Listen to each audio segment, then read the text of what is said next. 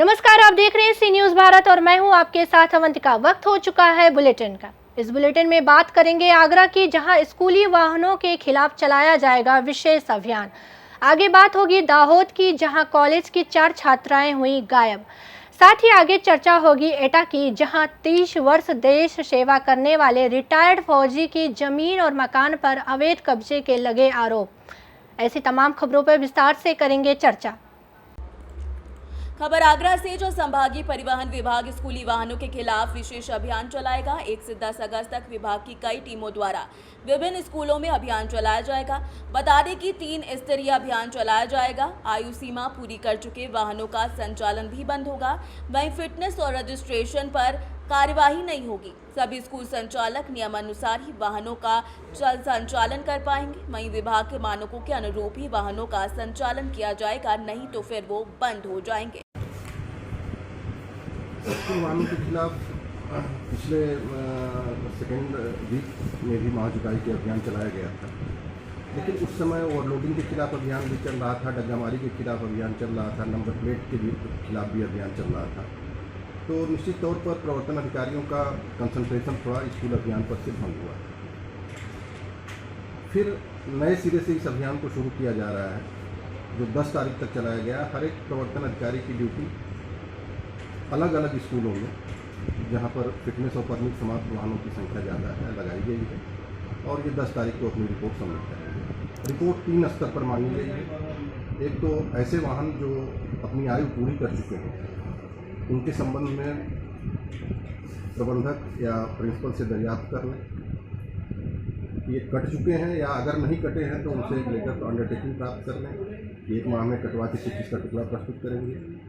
और ऐसे वाहन जो फिटनेस नहीं करा रहे हैं और अभी चलने योग्य हैं, वो किन परिस्थितियों में और क्यों फिटनेस नहीं करा रहे हैं, ये जानकारी पूरी प्राप्त। टोटल वाहनों की संख्या बात करें, लगभग क्या स्थिति है? लगभग आगरा जनपद में 250 वाहन ऐसे हैं जो विदाउट फिटनेस हैं। आगरा से सी न्यूज़ संवाददाता अनुज उपाध्याय की रिपोर्ट। खबर अयोध्या से, जो जिलाधिकारी चंद्र विजय सिंह की अध्यक्षता में तहसील बिल्कीपुर के पूरे दरोगा के कंपोजिट विद्यालय कुरावन में ग्राम समाधान दिवस का शुभारंभ किया गया, जिसमें भाजपा जिलाध्यक्ष संजीव सिंह मौजूद रहे। जिलाधिकारी ने कहा कि ग्राम समाधान दिवस के मौके पर सभी संबंधित विभागों द्वारा कैंप लगाकर शिकायतों का निस्तारण कराया जाना। उन्होंने मौके पर मौजूद आशा और आंगनबाड़ी कार्यकर्त्रियों से वार्ता की, उनके द्वारा अवगत कराया गया। जिलाधिकारी की अध्यक्षता में आयोजित ग्राम समाधान दिवस में 52 शिकायतें प्राप्त हुई, जिसमें से 10 का मौके पर ही निस्तारण कर दिया गया। अयोध्या से सी न्यूज़ संवाददाता राहुल की रिपोर्ट। खबर दमोह से है, जहां एक बार फिर से जिला चर्चाओं में है, क्योंकि इस बार यहां कॉलेज की 4 छात्राएं गायब बताई जा रही हैं, जिसके बाद पूरे जिले में सनसनी फैली है। गायब होने वाली लड़कियों में 3 एक गांव की थी, जबकि एक लड़की दूसरे गांव की थी। इन चारों में 2 सगी बहनें थीं। बताया जा रहा है कि चारों अपने घर से कॉलेज के लिए निकली थी, लेकिन देर रात तक जब वो घर नहीं पहुंची तो परिजनों ने पूरा मामला पुलिस को बताया। चारों लड़कियां दमोह के गवर्नमेंट गर्ल्स कॉलेज की स्टूडेंट हैं। वहीं मामले में दमोह के CPSC अभिषेक तिवारी के मुताबिक 4 लड़कियों के गायब होने की जानकारी के बाद पुलिस एक्टिव मोड में आ गई है। कॉलेज के लिए बोल रही थी, किताबें जमा करना है, इसलिए किताबें जमा करने गई थी। तो ये अपने आपके गांव से कितने दूरी पर आपकी कॉलेज है? कौन सा कहाँ जाती है? सिटी जाती थी पढ़ने के लिए? ऐसा तो कहाँ, दमोह? कहाँ दमोह? तो फिर आप लोगों को मालूम चला कि ये मतलब दीदी नहीं आई? आपकी दीदी है कौन है? दीदी पहले 4 किसी नहीं आई, तो फिर 6 किसे देखा, 8 किसी नहीं आई, तो पता चला कि अभी नहीं आई, तो सब लोग फोन लगाया। पापा लोग कॉलेज गए, हाँ, वहाँ देख पूछताछ करी और कैमरे में देखा। तो ये कब देखा है आप लोगों ने? दूसरे दिन के उसी दिन? रात में ही? तो उसकी शिकायत आप लोगों ने कहाँ की थी?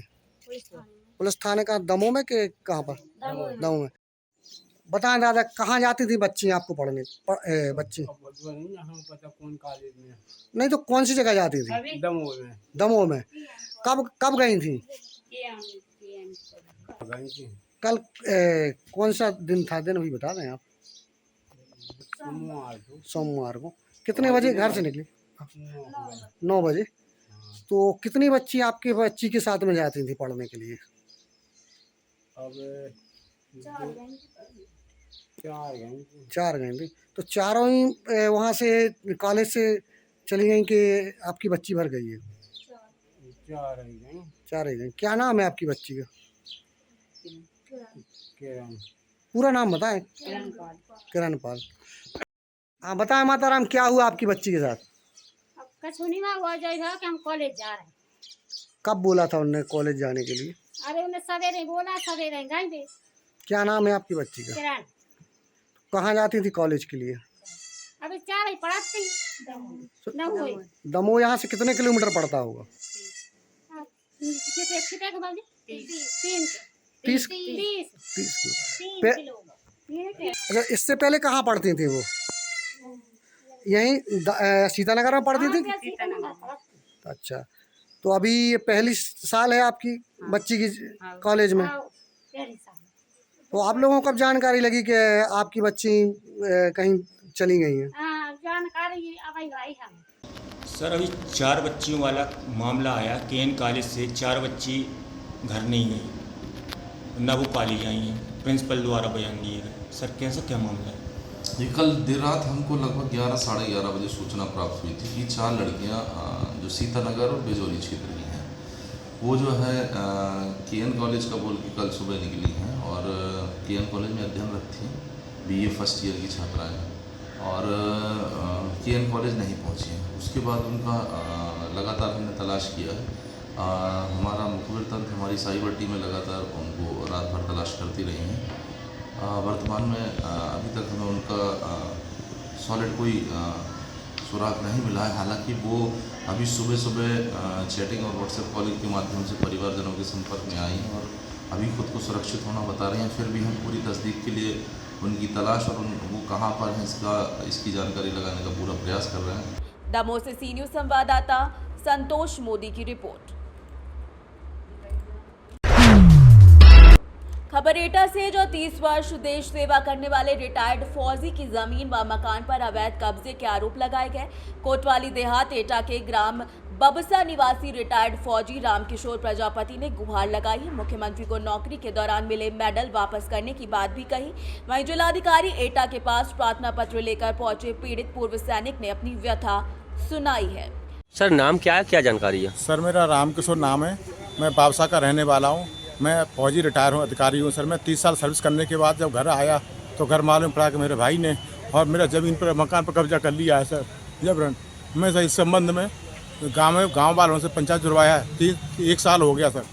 गांव वालों ने कहा कि मकान आपका ही खाली कर देंगे, हर बार बोलते थे खाली कर देंगे, लेकिन अभी तक खाली नहीं किया। इसकी शिकायत उच्च अधिकारियों से? उसके बाद सर मैंने थाना कोतवाली देहात में शिकायत की।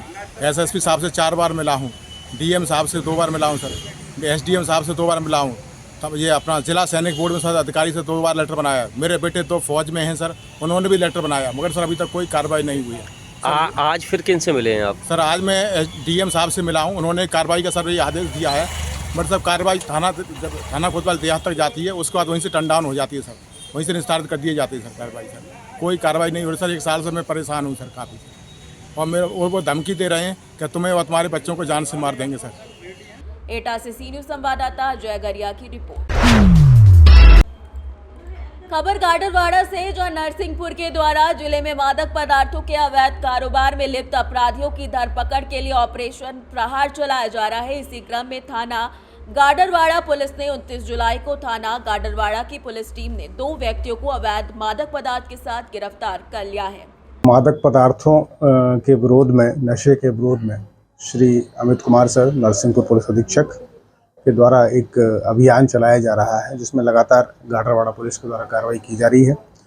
इस संबंध में आदेशानुसार Shri Nagendra Patere sir, additional SP Narsinghpur, Shri Ratnesh Mishra, SDOP Gadarwara के निर्देशानुसार कल दिनांक को 29/7 को स्मैक थाना गाडरवाड़ा में बरामद की गई है, जिसमें 22 ग्राम अवैध मादक पदार्थ स्मैक मंडी के पास से बरामद की गई है, जिसमें बंटी सोनी और धनराज प्रजापति, दोनों निवासी गाडरवाड़ा, इनके कब्जे से स्मैक बरामद की गई है। स्मैक की कीमत लगभग 3 लाख रुपए है।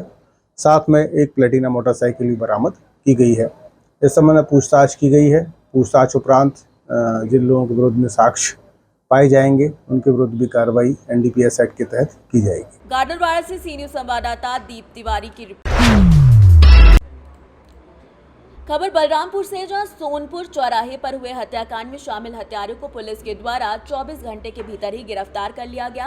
पुलिस अधीक्षक बलरामपुर ने प्रेस वार्ता कर इस पूरे मामले की जानकारी भी दी है। बलरामपुर पुलिस ने 24 घंटे के भीतर जो थाना गैसवी क्षेत्र में हत्या की गई थी उसका सफल अनावरण किया है और अभियुक्त को गिरफ्तार कर लिया गया है। अभियुक्त, जिसका नाम शाहिद पुत्र सिकंदर है, उसे गिरफ्तार कर लिया गया है। मुकदमा मृतक की माता के द्वारा दिए गए तहरीर में पंजीकृत कर लिया गया था और उसकी विवेचना की गई और उसमें जो अभियुक्त था शाहिद, उसे गिरफ्तार कर लिया गया है। मृतक सलीम खां उर्फ सुल्तान और शाहिद दोनों एक दूसरे को जानते थे और उनके बीच आपसी रंजिश थी और उसी रंजिश को लेकर कल ये घटना हुई है। और वहाँ पे हमें कुछ ऐसे साक्ष्य मिले हैं कि वहाँ फ़ोन से बुलाया गया था और वहाँ आया और आते ही उसने ये घटना कारित की।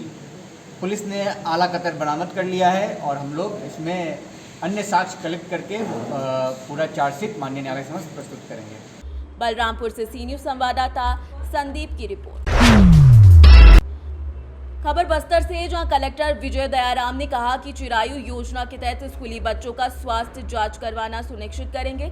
स्क्रीनिंग कार्य के लिए सभी विकासखंड शिक्षा अधिकारी स्वास्थ्य विभाग की जांच टीम को समन्वय स्थापित कर आवश्यक सहयोग करेंगे। कलेक्टर ने मंगलवार को जिला कार्यालय के प्रेरणा सभा कक्ष में समय सीमा की बैठक ली। साथ ही कलेक्टर ने स्वतंत्रता दिवस की तैयारियों के लिए विभागों को दायित्व दिया। इस बैठक में सीईओ जिला पंचायत प्रकाश सर्वे, वन मंडलाधिकारी उत्तम गुप्ता समेत कई लोग मौजूद रहे।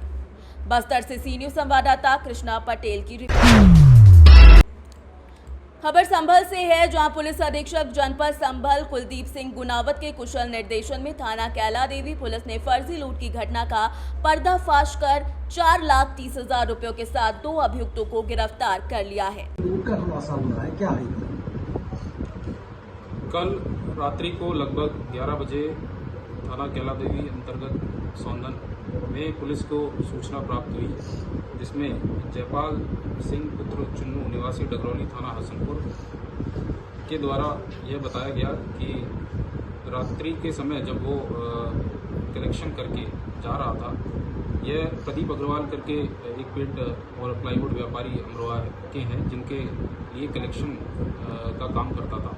और रात्रि को जब वह जा रहा था तो सौंदन के पास रोड पर इसके द्वारा बताया गया कि 2 व्यक्ति अज्ञात मोटरसाइकिल पर आए और इसके बैग छीन के ले गए, जिसमें कलेक्शन के 4,35,000 रुपये थे।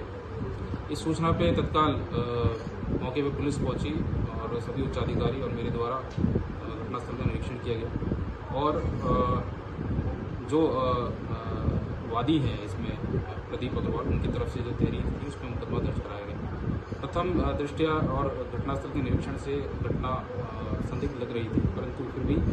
संभल से सी न्यूज संवाददाता LK भारद्वाज की रिपोर्ट।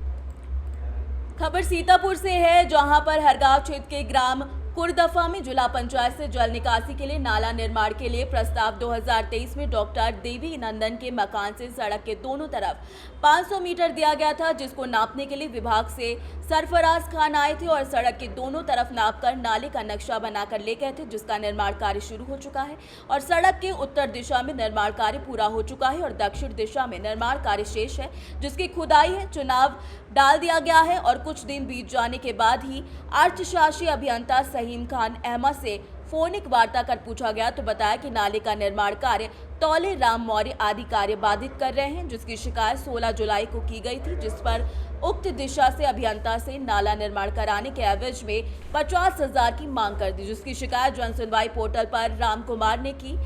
आप लोग नीची जाति को, जिस वजह से आप लोगों का पानी पूर्व दिशा में जाना मंजूर नहीं है, इस वजह से नाला नहीं बनेगा।